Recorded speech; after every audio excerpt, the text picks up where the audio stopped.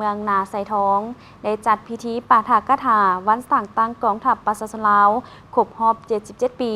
ทั้งเป็นการทำเฮียนเอาแบบอย่างคุณสมบัติศีลธรรมปฏิบัติของบรรดาผู้นำหุ่นกรและพนักงานนักรบปฏิบัติที่ได้มีบุญคุณ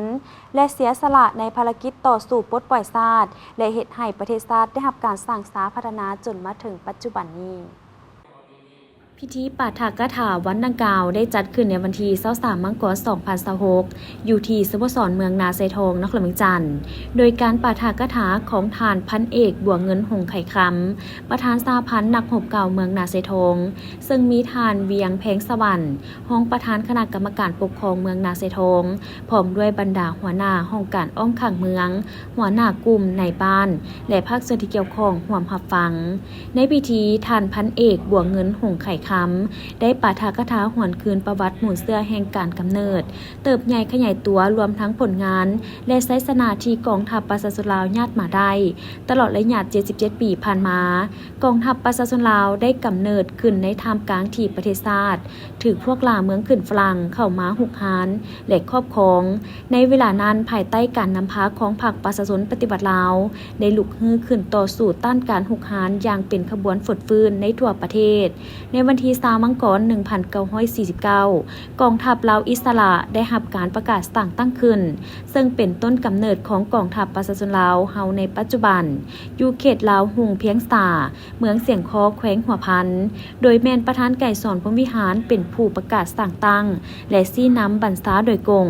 นับแต่กองทัพได้รับการตั้งขึ้นก็ได้รับภาระอันนักหน่วงต่อสู้ต้านกับจักรพรรดิผู้หุกหานทั้งแบบเก่าและแบบใหม่ที่มีอาวุธพาหนะสงครามและกำลังพลที่เหนือกว่าแต่เพื่อปกปักรักษาประเทศชาติด้วยน้ำใจหักชาติอันเด็ดเดียวเหนียวแน่นต่อสู้บ่ยอมจำนนกองทัพได้ร่วมกับประชาชนลาวบรรดาเผ่าสืบต่อดำเนินการต่อสู้อย่างองอาจกล้าหาญยิงตียิงได้หับไซสนายิงตียิงเติบใหญ่เข้มแข็งจนสามารถปลดปล่อยประเทศชาติได้อย่างสมบูรณ์และสร้างตั้งระบบใหม่สาธารณรัฐประชาธิปไตยประชาชนลาวขึ้นในวันที่2 ธันวาคม 1975ภายหลังประเทศชาติได้รับการปลดปล่อยแล้วกองทัพก็ได้ปฏิบัติ2 หน้าที่ยุทธศาสตร์ไปพร้อมๆกันคือปกปักรักษาและสร้างสรรค์พัฒนาประเทศชาติสืบต่อขยายธาตุแท้มูลเสื้อของกองทัพปรับปรุงก่อสร้างกำลังอบรมหัดแอบ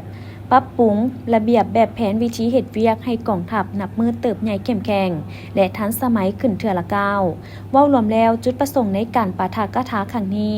ก็เป็นการโฆษณาศึกษาอบรมให้แก่สมาชิกพรรคพนักงานได้รับรู้เข้าใจประวัติศาสตร์แห่งการกำเนิดสู่หบมีไซและการเติบใหญ่ขยายตัวของกองทัพประชาชนลาวตลอดระยะ77 ปีผ่านมาศึกษาอบรมสร้างจิตใจหักชาติหักระบบใหม่